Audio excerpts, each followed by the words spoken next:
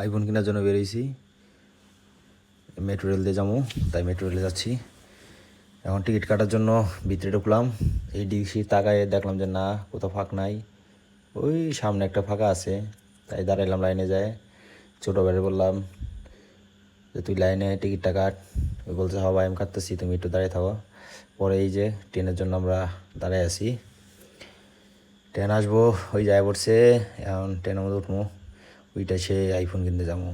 এই তো চলে আইছি সেই বসুন্ধরাতে, আস্তে আস্তে উপরে উঠতেছি লিফট দিয়ে। হাই রে হাই, কী চলন্ত সিঁড়ি।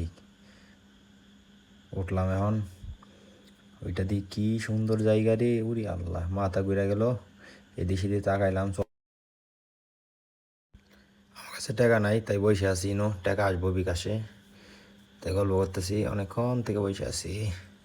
টাকা আসে না আইতেছে বিকাশের ভিতরে, তো এখনও আসে নাই।